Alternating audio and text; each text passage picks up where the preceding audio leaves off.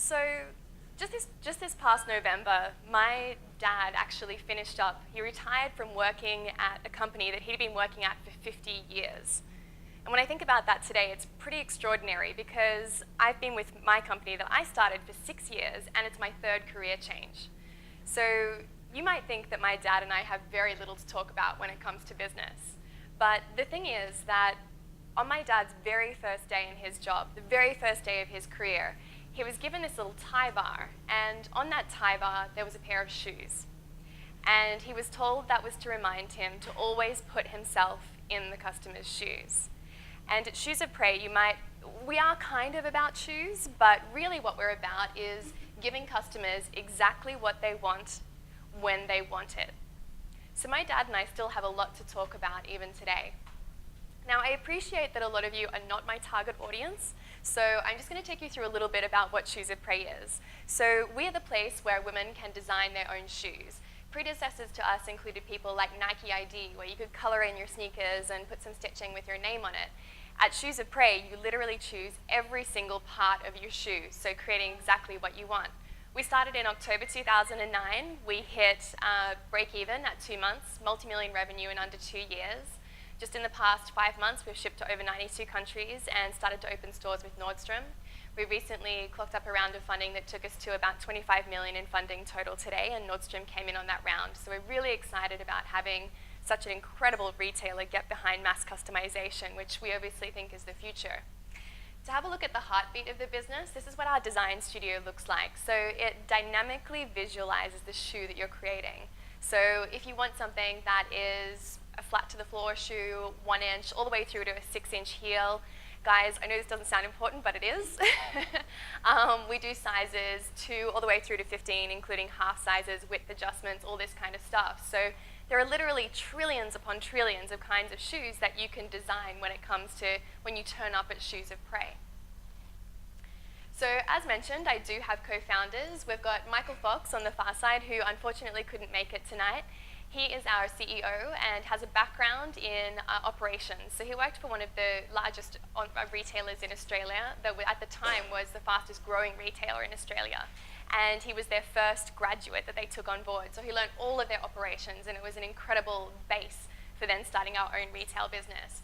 Mike Knapp on the other side, he is our CTO. He started as a software engineer at Google, but also was incredibly curious and entrepreneurial. I actually was a banking and finance lawyer.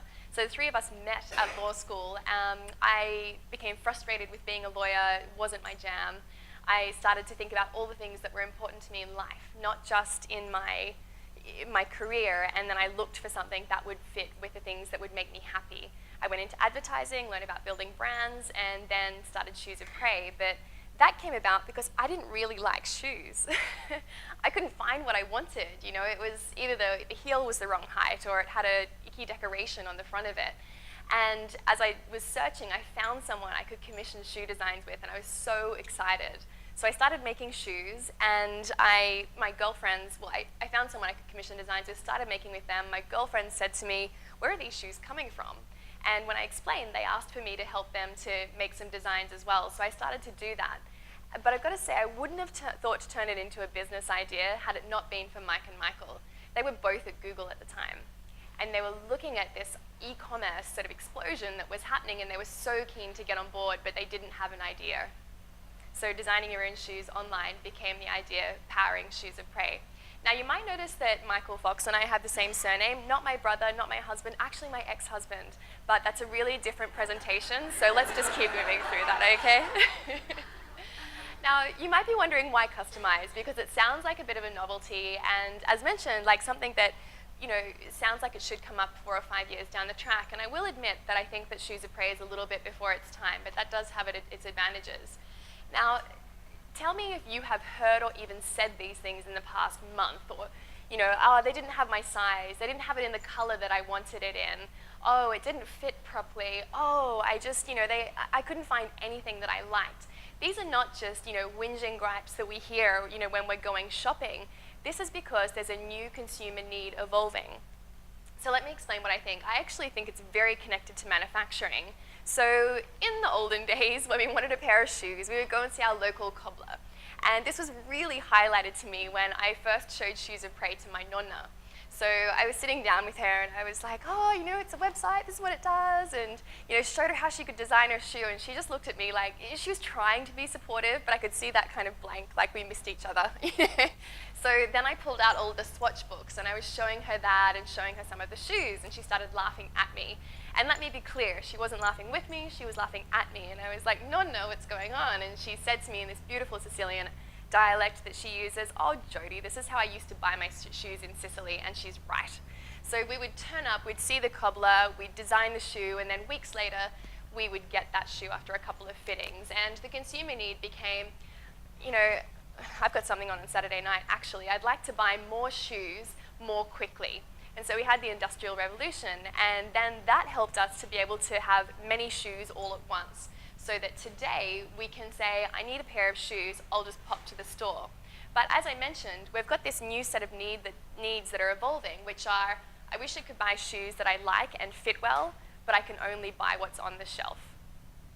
So we have all of these people all around the world designing pairs of shoes. Maybe they design 60 pairs a season, and then they freight them out all over the globe, hoping that people will buy them, using these minimum order quantities with factories that are in the tens of thousands, and that's just such a huge risk. It's not environmentally friendly, and there's a better way to do things, I think. So at Shoes of Prey, what we've done is we've taken the custom element, the quality of that production, and mass, and we use that to produce our shoes one at a time at scale. So we built our own factory to do this. And we opened that a bit over a year ago now, and it took us hacking software, all the machinery, setting up all of the new lines in the factory and that sort of thing, so we can create one pair of shoes at a time at scale. And what that helps us to do is to give customers exactly what they want when they want it. So it's been really challenging, and I'm not going to lie about that. I mean, from the very fundamental things like the technology, the marketing, to help people to think when they want to buy a pair of shoes, not, oh, I'll pop to the store, but, oh yeah, I'll just design a pair, to, oh gosh, the operations and manufacturing particularly, let alone all of these regular things that are associated with an e-commerce business of, shipping, returns, payments, and all of those kinds of things. So it's really hard. And I think that's why, even though the idea of mass customization, it came about in a paper from MIT back in the 70s, but I think the reason we haven't seen it yet is because it takes really, really great execution. And I'm excited that we've gotten the amount of funding that we have so far, because that's an investment, the first major investment in seeing mass customization be a real thing for the future. Now, I just wanted to talk a little bit about the fact that there are lots of different ways that customization can exist in businesses. So we'll start with Chanel, because that's fun. So Chanel is it's like the collaborative version of customization. And that's where I hang out with Karl Lagerfeld, and I'm like, oh, Karl, I really need a dress, and it's very consultative, and then we design something. That's never going to happen, all right? But I like to dream a little bit. That would be fun, right? So that's the very needs-based conversation that you have with customization. That's not what we do at Shoes of Prey. We're more of a mass market idea. So look at adaptive. That's where we sit, along with companies like Bow and Drape, where we have sort of standards and we're able to take them to a broader audience. So if you go to the website, you'll see that there are 10 different heel heights, there are 300 different kinds of materials, and while the output is literally trillions upon trillions of possible designs, there's very much kind of efficiencies running in the background in the way that we offer those. There's cosmetic, where we give you sort of very, very standardized product, so like Birchbox, but we'll put your name on it and send that out to you, so there's a little bit of personalization happening. And then there's transparent, like ModCloth, where you don't realize that that content is being personalized to you, but it is. So they're using the data that you've shared with them to be able to make sure you have a great personal experience. So there's lots of different ways that this can apply, but just to be clear, I'm talking in the adaptive area of customization. So now that we've kind of got the basics of who we are, what we're doing, and why we're doing it, I thought I'd talk a little bit about how we acquired our first customers. And I'm not going to play you this video because I've definitely seen it too many times. But back in 2009, we were obviously a brand new website. We got to March 2010, 5 months in, and we'd had about 200,000 unique visits to the site, which is okay. but not great. And what we were desperate for was that massive hit of traffic that would really skyrocket us. But like most startups, didn't have much cash to burn. So we needed to find a way to get this message out to all of these people that we believed were our audience. So thinking about women who were into fashion and were sitting in a huge funnel somewhere that we could connect with. And as we were searching through, traditional media didn't make a lot of sense for us because it was so expensive. And so we're pushing on PR a lot. But one of my co-founders stumbled across this idea of, hey, what about YouTube? And YouTubers were not being connected with brands a lot at that point in time. We found Blair Fowler, who's better known as Juicy Star 07. And the cool thing about Blair was that, my God, she had more than 500,000 subscribers, and now she's got a lot more than that. And she was getting more than 500,000 views on every single video that she posted. She was posting 3 times a week, and she was posting 10-minute videos. That's a hugely engaged audience. Now, most of her videos were about makeup, but she was also starting to do fashion haul videos and things like that, so moving into that fashion space, which was really cool. So we looked at this channel and we thought, okay, female, beauty, fashion, sort of fits together. Let's drop her a line. So wrote her an email and it kind of went like this. Hi Blair, I really loved your last video about cat eye makeup. Oh my God, I tried it, it's so cool. I have this company where you can design your own shoes. It's amazing. You should like totally check it out, maybe do a video. Jodie, kiss kiss. And so Blair at the time was 16 years old, and in reply to that, we got a reply from her Hollywood agent. So we quickly changed the tone up a little bit, and had a different conversation about contracts. And the agent said to us, okay, so I'll tell you what, why don't you gift her the experience of designing a pair of shoes, and if she likes it, then we'll talk about going further. And she liked it, and for a fee that literally any of us could afford right now, but I'm contractually obliged not to tell you what it was, and let me tell you, she charges a lot more now. She's a great businesswoman. We did this video with her. It was about a 10-minute video, and Blair in this video talked about her experience of designing shoes. At the end of the video, the call to action was, well, why don't you design a pair of shoes now, post the link in the comments, tell me where you'd wear them, the 2 best designs will make those shoes for you, that's what you'll win. I thought to myself, yeah, this is kind of a cool idea, but you know what, when I'm applying for competitions, and you get that describe in 25 words and all that sort of stuff, I'm like, come on, just take my email address. I know that's what you want. Take the email address and then I'll be in the competition. And so, this is a lot of hassle going to another site, coming back, ugh. Anyway, so the video went live. And that day, bearing in mind over 5 months of being live, we had 200,000 visits. We had 500,000 people hit the website in 1 day, which was amazing. And that's where you feel really good about having a co-founder from Google who had the servers ramped up so we didn't crash. So that was pretty exciting. And Mike, Michael, and I were all in different parts of the world. And we were on Skype with each other because Hangouts and FaceTime didn't exist. And we were like, hey, this is really exciting. We've got traffic, like lots of traffic. What do we do with traffic? We hadn't really thought the plan all the way through. And looking at this group of people, these were people who loved to share. So, and this was going viral already. So what we did was we implemented share buttons on the website. So this is all coming from watching that data instantly come in through analytics. It wasn't particularly sophisticated, it was just analytics, but it was good enough for us to see what we needed to do and pivot and move quickly. So we implemented all of these share buttons, and that was great. Then, an hour or 2 later, we're like, great, it's going in further. Just a question, do you think the sales graph might be broken? Because our traffic was like this, but our sales graph was like this. Do you want to venture a guess why?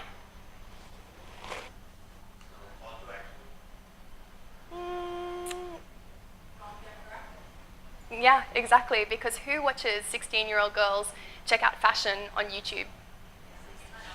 Or 14-year-old girls, how much do they have to spend on a pair of shoes? Not $220, but they love talking about it. So we were like, oh crap. And stopped and thought about the audience. And really, we're 25 to 35-year-old women. I'm over here. And it's this woman who's not watching chicks put makeup on YouTube, but actually, we're sitting down, we're professional, we're looking at the paper, we want to read about interesting businesses, we're focused. And makeup can be focused as well, don't get me wrong, but this is where our interests lie. And so we were thinking, God, how do we get to this woman? And after a very heated discussion, we decided to write a case study about what we'd done on the spot and post it live to our blog. And it was such a heated discussion because who comes up with a great campaign, a killer campaign that's super cheap, and then tells their competition and everybody else? Well, we did, and then we pushed it out to anyone we'd ever met who might know a journalist. Yeah, cold email journalists and things like that, and went to bed at like 2 o'clock in the morning. Woke up 5 hours later, and lo and behold, there was an email from a writer at the Wall Street Journal who wanted to do a feature article on it. And she published, and then that's where our audience was. So we went on to win a lot of awards for this campaign as well because it was so new at that point in time. The end results were that this actually attracted 90,000 entries to our competition.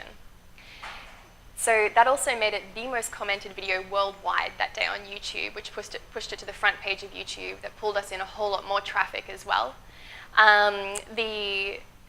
The actual financial outcome of this was that it permanently tripled our sales.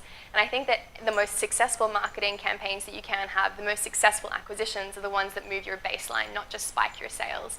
So this was our first lesson in understanding who our audience actually was, how to get them involved, and what a good campaign looked like. And we learnt it the hard way. So I guess the things that I learnt were, the key thing out of that was, thank God we were watching the numbers and checking out that data in real time.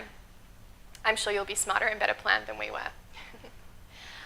Today, what we're doing is we are starting to engage in going offline. Now, why would we bother going offline? Isn't online where it's at? Well, the thing that we discovered is that our most asked question from all of the people that we interact with, whether they be people who are taking our surveys or people who are commenting on social media, is, what will my shoes look like in real life? I'm like, lady, that's not my business. You design it, then I'll make it. I'm not going to make it in advance. But they have a really good point. And people would just, when we were based in Sydney, we're now based out of Santa Monica, but when we were based in Sydney, people would just turn up at our headquarters and knock on the door and be like, hi, I'm on holidays, I just want to see a pair of shoes, is that okay? We realized that actually they just want to know what it feels like on their foot. They want to touch the materials, see the colors in real life. We know how hard it is picking swatches online when your screen's all that sort of stuff. So we started opening stores, and the first store was in Sydney. It opened in January 2013, and it did really well. So this store did double its forecasted revenue in the first 12 months. And it's kind of a cool store, I think, as you can see. It's about an experience, not about a typical store. So we didn't want to put just shelves and shelves of shoes. We wanted your imagination to come to life. So we worked with the Australian ballet set designers to build these flowers out of shoes. We've got a scent and a soundtrack that we made as well that helped to actually reduce your heart rate. It increases your dwell time, helps to get you in the mood for shopping rather than having fluoro lights and music pumping at you. Everything in the store is built out of things that we make shoes out of. So every surface is covered in a different kind of leather or texture that we use to make your shoe, so you're really in the experience. So after this store came to life, it was entered for the World Retail Awards in the category of World's Best Store Design.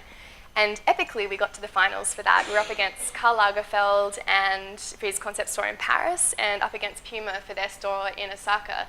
And the awards were in Paris that year, so as Australians, that's far too far away, and we're against Karl Lagerfeld, so we didn't go. And oddly enough, at some ungodly hour of the morning, looking at my blue screen on Facebook with all these pings coming through, we actually won the World's Best Store Design for 2013.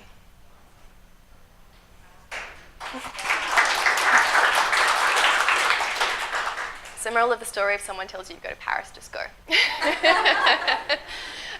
So that's been really special, but look, the journey to date has been a good one, but I still think there's a huge amount of stuff lying ahead of us, because ultimately, Shoes of Prey is not about shoes. We're about getting you exactly what you want when you want it, and that expands to so many different categories, not just shoes. And shoes are really bloody hard to make, so I think if we can master this, then I think there are other categories we can expand out into. So bearing in mind, I showed you that the consumer desire had evolved over these years, and that sort of had boosted or propelled, I think, some of the reasons for changes in manufacturing, and I believe firmly that that's still where we're headed. So what's next, and what are we thinking about at Shoes of Prey? Well, firstly, this is the stuff my nightmares are made out of. Like, I wake up screaming when I think about, have dreams about places like this, because this is not the way of the future. This is the way where we tie up a lot of capital and have a lot of risk sitting in one big room. For me, the way of the future is more like this. So in my imagination, shoes of prey in the future will happen in your wardrobe. So you'll walk up to your wardrobe, you'll open the doors, and there'll be a screen or a hologram or something there, and it'll say, "Hey, good morning, Jodie. How'd you sleep, darling?" And I'll be like, "Oh, very well, thanks. Yeah, that's great." Tossing and turning. "I know, I saw. You're a creep." Anyway, so... and then it'll tell me, "Hey, so I checked your diary for today. It looks like you're giving a speech tonight. It's not going to rain today because you're in California. And so you can wear suede shoes if you want to. I've also checked on your colleagues as well. They're going to be wearing red today, so don't wear red because, you'll clash with each other, or something like that. Just wear neutral colors. You'll be fine. And maybe take a jacket with you." So based on the shoes you've been wearing over the past month, and the conditions that you've got for your day coming up, I've designed these for you. What do you think? And I'll go, yep, change, yep, done. And okay, I'm going to have a shower, and they'll print out in my wardrobe while I go and have a shower. And then I'll come back, pop my shoes on, and off to work. So my dream of the future is not necessarily tied to any technology that exists today, but more about finding out what you want, what removes anything that is a barrier and becomes seamless in the way that you'd like to live your life. Because ultimately, technology is not the reason to do things. Technology is the facilitator to solve very human problems. So the impact, in terms of the short-term future, at the moment, producing on demand, can you imagine the stock issues that department stores have? Think about all of the designers that we hear of that never get off the ground because, frankly, a minimum order quantity of 10,000, a bet of 10,000 on one design can sink someone super fast. So we've got all this talent that's not rising to the surface. Think about all the shoes, all of the product that go into landfill every year as well. It's crazy. At Shoes of Prey, no shoe ever gets wasted. Also, think about how much you'd really like your shoes if you got to make every single pair yourself. So that's all I have to talk about today about Shoes of Prey. I'm excited to be in a place where you're all entrepreneurs as well and dreaming up what the future could look like for you in areas, whether it's retail, software as a service, or something else. So I wish you the greatest of luck. Please stay in touch. I would love to hear how your journeys go as well, and thanks for having me.